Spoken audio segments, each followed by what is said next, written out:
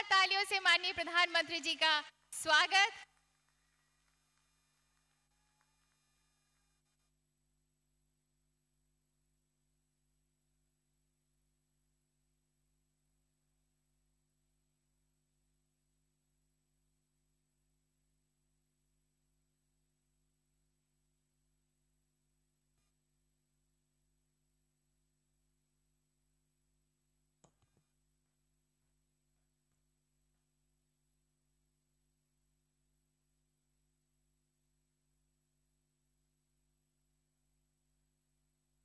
गोगा मुखोत उपस्थित राय जोलाई मुर गोभीर श्रद्धा जोनाइसु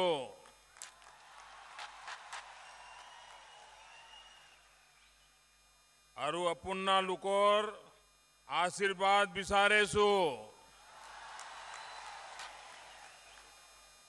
मंच पर विराजमान असम के राज्यपाल श्रीमान बनवारीलाल जी पुरोहित, यहाँ के लोकप्रिय और यशस्वी मुख्यमंत्री और इसी धरती के संतान श्रीमान सर्बानंद जी सोनोवाल जी, केंद्र में मंत्रिपरिषद के मेरे साथी श्रीमान राधा मोहन सिंह जी, राज्य सरकार के मंत्री भाई अतुल बोरा, रंजीत दत्ता, नभा कुमार डोले, संसद में मेरे साथी प्रधान बरुआ जी, आरपी शर्मा जी, यहाँ के विधायक डॉक्टर रानोज पैगू जी और विशाल संख्या में पधारे हुए मेरे प्यारे भाइयों और बहनों,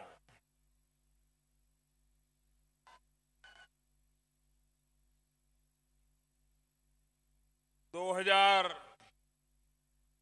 2014 में लोकसभा के चुनाव के निमित्त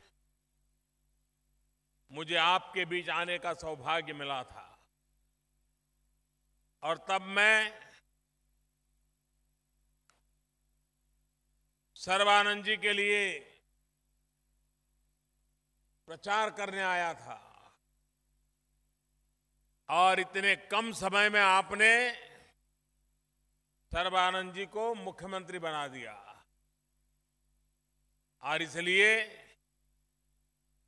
मैं आसाम की जनता का हृदय से अभिनंदन करता हूं।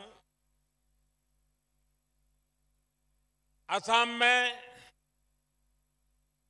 भारतीय जनता पार्टी की सरकार को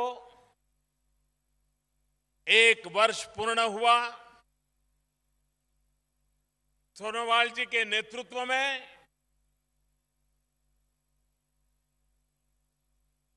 बहुत ही कठिन परिस्थितियों में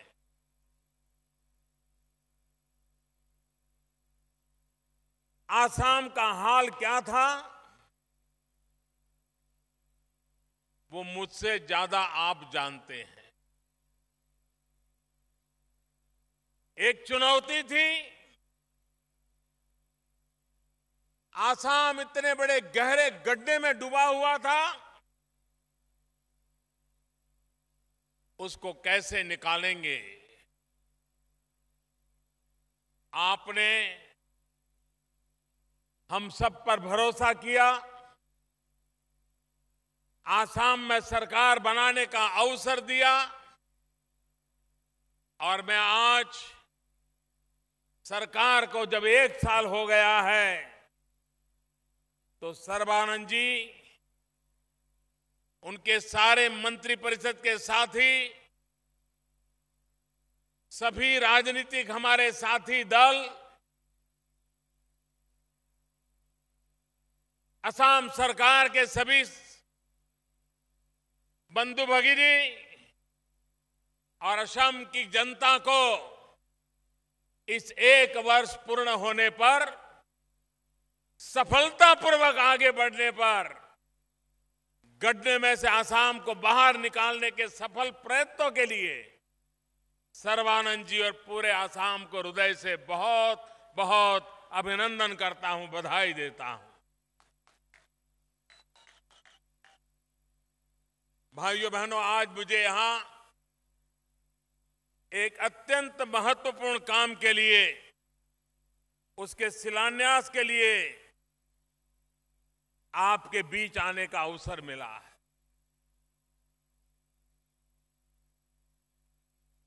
ये शिलान्यास एक कोई संस्था का शिलान्यास ऐसा नहीं है। ये शिलान्यास कोई एक व्यवस्था खड़ी हो रही ऐसा नहीं है।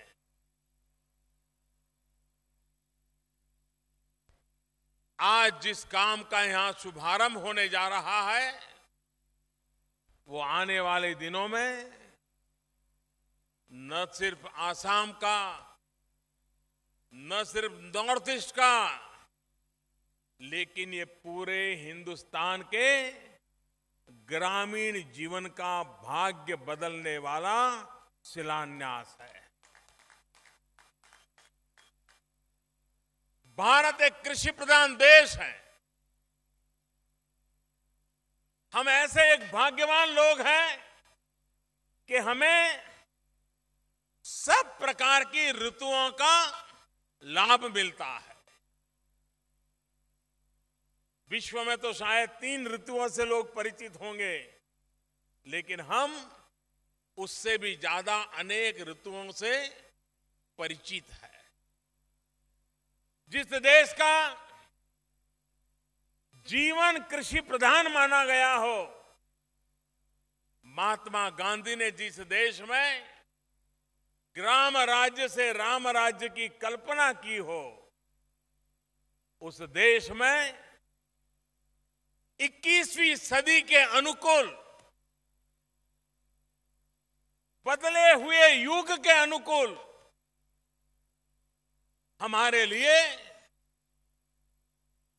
कृषि जगत को, ग्रामीण जगत को बदलने की जरूरत है। पुरानी पद्धति से हम यहां तक पहुंचे हैं। बीच में छोटे मोटे प्रयास हुए हैं, नई चीजें जोड़ी गई है, लेकिन अब वक्त धीरे धीरे बढ़ने का नहीं है। समय ज्यादा इंतजार नहीं करता है। विज्ञान और टेक्नोलॉजी जो पिछले 100 साल में नहीं बदली होगी, वो पिछले 25 साल में बदल चुकी है। जब इतनी तेज गति से बदलाव आ रहा है, तब इसका लाभ हमारे किसानों को मिलना चाहिए, हमारे कृषि जगत को मिलना चाहिए, हमारे ग्रामीण जीवन को मिलना चाहिए। हमारा देश विविधताओं से भरा हुआ है। भाषा और पहनवेश में ही विविधता ऐसा नहीं है। यहां की जमीन, यहां की खेती की पद्धति, यहां के पाकों की, फलों की, फूलों की, हर इलाके की अलग अलग विशेषताएं हैं। और इसलिए अब हमें उस क्षेत्र के विशेषताओं को ध्यान में रख करके वैज्ञानिक रिसर्च कैसे हो, वैज्ञानिक बदलाव कैसे हो, आधुनिक टेक्नोलॉजी का इंटरवेंशन कैसे हो, हमारे एग्रीकल्चर में मैकेनाइज करने की दिशा में कौन से कदम उठाए जाए, एक होलिस्टिक अप्रोच के साथ हम हमारे कृषि जीवन में आधुनिकता लाना चाहते हैं, नई ऊंचाई को पार करना चाहते हैं। हमने एक बहुत बड़ा सपना देखा है, और ये सपना हिंदुस्तान के हर किसान के भाग्य को बदलने का सपना है। हमारा सपना है 2022 जब भारत की आजादी के 75 साल होंगे, आजादी के 75 साल जब हो, हमारे देश के किसान की आय डबल होनी चाहिए, 2 गुना होनी चाहिए, और उसके लिए हम काम कर रहे हैं। 5 साल का हमारे पास समय है। 5 साल में हम वो बदलाव चाहते हैं, वो प्रगति करना चाहते हैं कि जिसके कारण हमारे देश में जो हमने किसानों की आय 2 गुना करने का सपना देखा है, उस सपने को हम पूरा कर सके। भाइयों बहनों, गत 3 वर्ष में अनेक महत्वपूर्ण कदम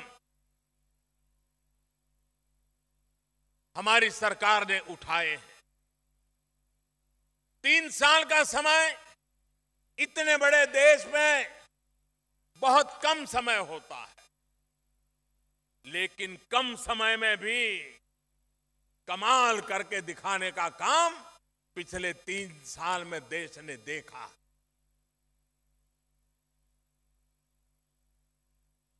एक 112 साल पुरानी संस्था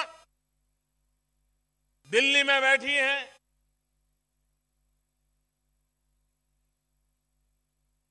अगर वह हिंदुस्तान के अलग अलग क्षेत्र से में रिसर्च करे, जुड़े, तो कितना बड़ा लाभ हो सकता है। क्योंकि देश में साउथ की प्रकृति अलग है, नॉर्थ ईस्ट की प्रकृति अलग है, नॉर्थ ईस्ट की प्रकृति अलग है, वेस्टर्न पार्ट की प्रकृति अलग है। और उसी विचार में से हमने 2 नए रिसर्च इंस्टीट्यूट चालू करने का प्रयास किया है। उसमें से एक आज आपके यहां उसका शिलान्यास हो रहा है, और उसके कारण इस क्षेत्र की विशेषताओं पर रिसर्च ज्यादा होगा। यहां के लोगों के अनुभव को जोड़ा जाएगा। यहां के जो वैज्ञानिक हैं, यहां के जो नौजवान हैं, उनको रिसर्च करने का अवसर मिलेगा। और जो रिसर्च यहां होगी वो यहां के लोगों से भी परिचित होगी, तो उसको लैब टू लैंड, लेबोरेटरी से जमीन पर उतारने का काम बड़ी आसानी से हो पाएगा। और इसलिए हमारी सरकार की सोच इस प्रकार की है कि व्यवस्थाओं को विकेंद्रित करें, स्थल काल परिस्थिति के अनुसार उसके ढांचे को तैयार करें,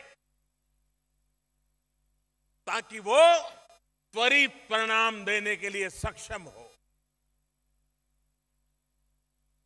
हमने पिछले दिनों बीज से बाजार तक किसान के लिए, बीज से लेकर के फसल को बाजार बेचने तक एक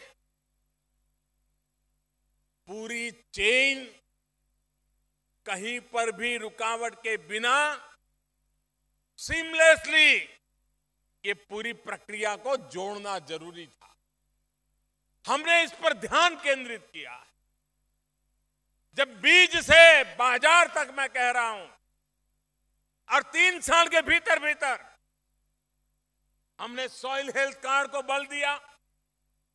हमारे किसान को पता नहीं था कि उसकी जमीन की तबीयत कैसी है।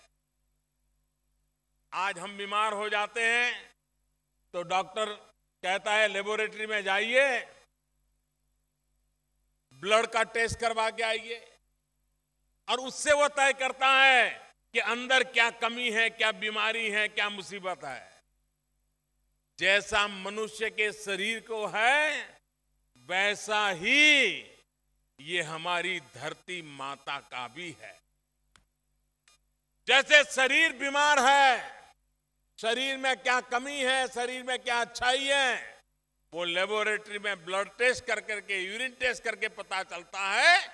वैसे हमारी धरती माता में क्या क्षमता है, क्या कमी है, किस फसल के लिए ये धरती उपयुक्त है, कौन सी दवाई की जरूरत है, कौन से खाद की, फर्टिलाइजर की जरूरत है, ये सारी चीजें लेबोरेटरी में तय हो सकती है। और इसलिए हमने तय किया हिंदुस्तान के हर किसान को सॉइल हेल्थ कार्ड मिले। बड़ा अभियान चलाया है। भाइयों बहनों, सॉइल हेल्थ कार्ड ये विज्ञान को हमें ही पता है ऐसा थोड़ा है, पुरानी सरकार को भी पता था। वैज्ञानिक हमारे आने के बाद जन्म लिया ऐसा थोड़ा है, वैज्ञानिक पहले भी थे। लेकिन टोकनिज्म से देश में परिवर्तन नहीं आता।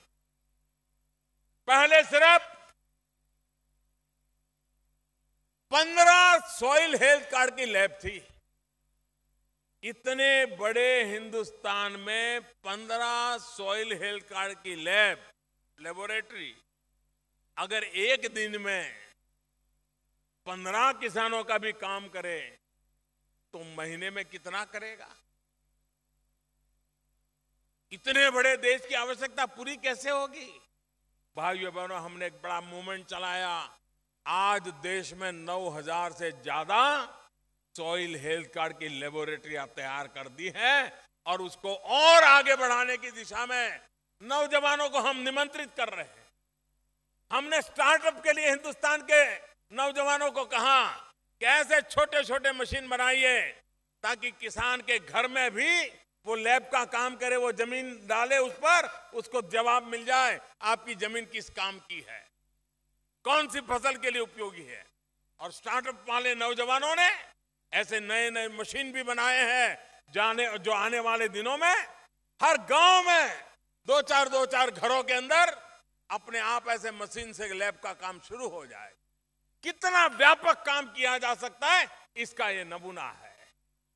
भाइयों बहनों, मैं किसानों से आग्रह करूं, जैसे हम बीमार होते हैं और लेबोरेटरी में ब्लड टेस्ट कराते, हर वर्ष हम भी हमारी जमीन का क्या बीमारी आई है, क्या कमी आई है, इसका लेबोरेटरी में टेस्ट करा के सॉइल हेल्थ कार्ड निकाले और उस सॉइल हेल्थ कार्ड में जो सुझाव हो उसके अनुसार फसल पैदा करें। आप देखना, कम खर्चे में ज्यादा फसल, अच्छी फसल का आपका द्वार खुल जाएगा। ये काम हम कर रहे हैं।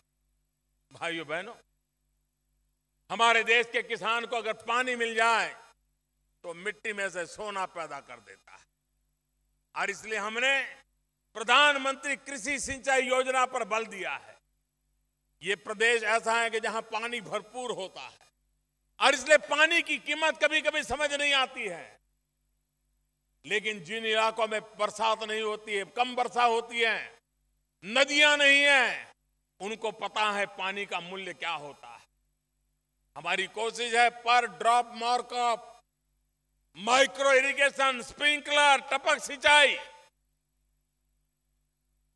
इस देश में हमने प्रधानमंत्री कृषि सिंचाई का अभियान चलाया।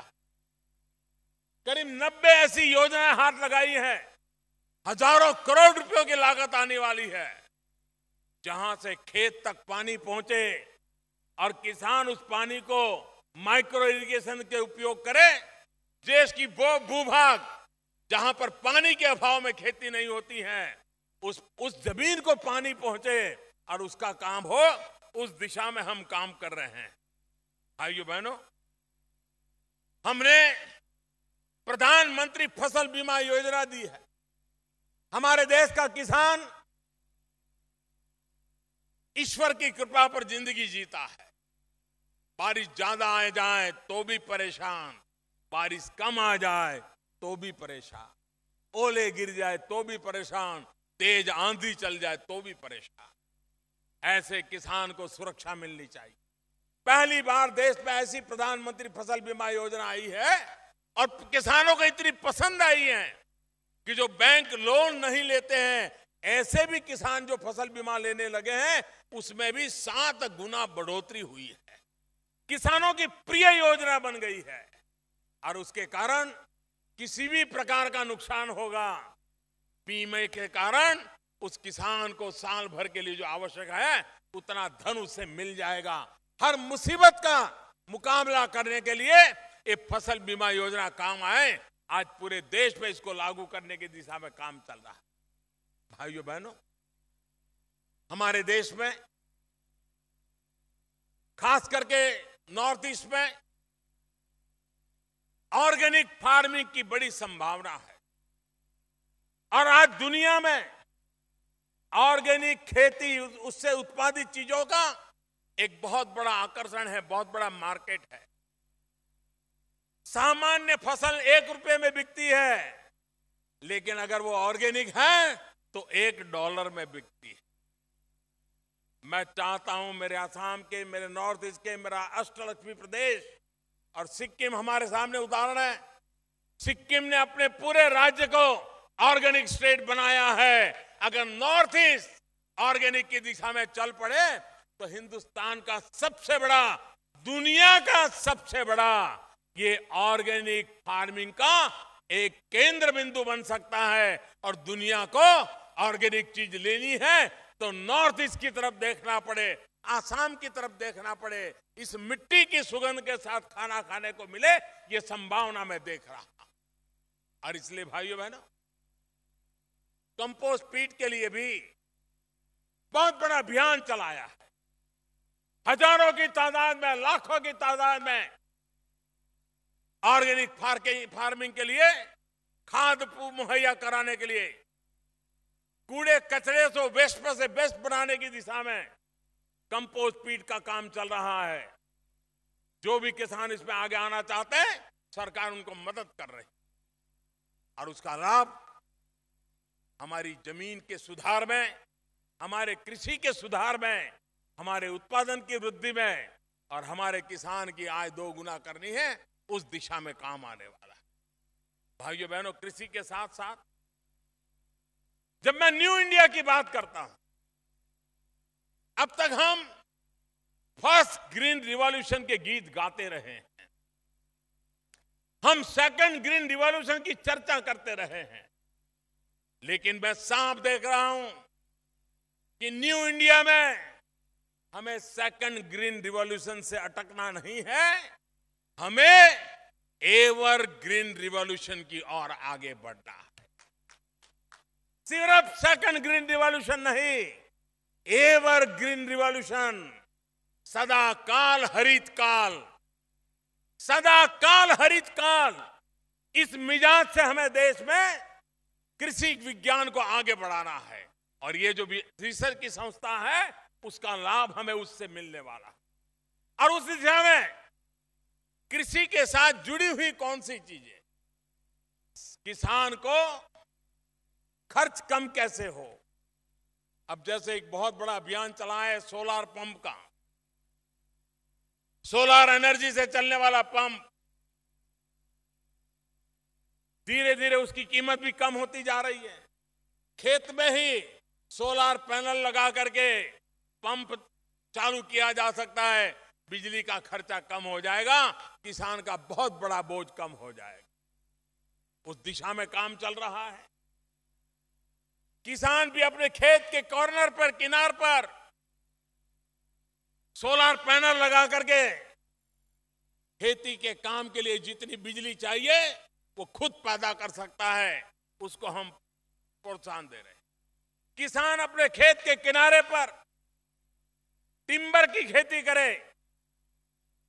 हमारे देश में आज भी फर्नीचर के लिए, घर के लिए विदेशों से टिम्बर लाना पड़ता है। अगर हमारे किसान को हम उस दिशा में ले जाएंगे तो हमारे देश को बाहर से टिम्बर नहीं लाना पड़ेगा। हम अपने खेतों में आवश्यक टिम्बर, खेती का नुकसान किए बिना हम उत्पादन कर सकते हैं, उसको हम बल देना चाहते हैं। हम कृषि के क्षेत्र में पशुपालन को बल देना चाहते हैं। व्हाइट रिवॉल्यूशन की चर्चा तो बहुत सुनी है, लेकिन आज भी दुनिया में प्रति पशु कम दूध देने वाला कोई देश है तो उसमें हमारी गिनती है। पशु की संख्या बढ़ाने से जाए, पशु की दूध देने की क्षमता बढ़ाना, वैज्ञानिक तरीके से पशुपालन हो, पशु के आहार में वैज्ञानिकता हो, पशु के आरोग्य के लिए वैज्ञानिक व्यवस्था हो, ये सारे रिसर्च के काम भी हम उस पर बल दे करके आगे बढ़ाना चाहते हैं। मत्स्य उद्योग, पोल्ट्री, हनी बी, शहद, मधुमक्खी, ये ऐसे क्षेत्र है जो किसान अपने काम के साथ साथ अपनी आय बढ़ा सकता है। हम उस पर भी बल देने की दिशा में प्रयास कर रहे हैं। भाइयों बहनों, आज जब मेरी सरकार को 3 वर्ष हुए हैं, तो मैं आज आपके सामने देश के लिए, खास करके कृषि क्रांति की दिशा में एक योजना की भी राष्ट्र के सामने घोषणा करना चाहता हूं, समर्पित करना चाहता हूं। उस योजना का नाम है संपदा।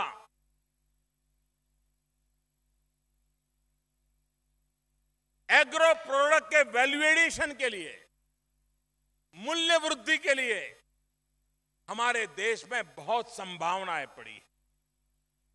प्रारंभ में 6,000 करोड़ रुपया की लागत से और बाद में पब्लिक प्राइवेट पार्टनरशिप को, एफडीआई को, फॉरेन डायरेक्ट इन्वेस्टमेंट के हमने रास्ते खोल दिए हैं। इस संपदा योजना का पूरा शब्द है scheme for agro marine processing and development of agro processing clusters, संपदा। ये काम हमारे जो कृषि उत्पादन है उसकी मूल्य वृद्धि कैसी हो। हम आम बेचते हैं, कम पैसा मिलता है, लेकिन अगर आम का अचार बना करके बेचे तो ज्यादा पैसा मिलता है।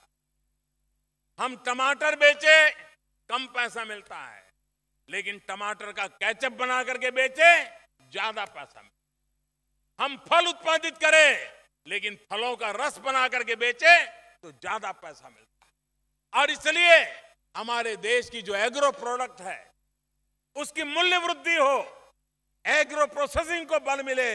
और इसलिए आज जब मेरी सरकार को 3 साल हुए हैं, तब मेरे दिशा देश के किसानों का भाग्य बदलने के लिए ये संपदा योजना के द्वारा फूड प्रोसेसिंग को महत्व देते हुए विश्व भर से फॉरेन डायरेक्ट इन्वेस्टमेंट यहां ला करके, इस प्रकार के उद्योगों को लगा करके जो ग्रामीण जीवन में बदलाव लाएं, नौजवान को रोजगार दें, उस दिशा में काम करने की दिशा में भी हमारी सरकार ने आगे बढ़ने का फैसला किया है। भाइयों बहनों, आने वाले दिनों में कृषि विकास के द्वारा हम जब आगे बढ़ने के लिए सोच रहे हैं, तब हमारा नॉर्थ ईस्ट, ये अष्टलक्ष्मी का प्रदेश, उसको आगे बढ़ाने की दिशा में हमने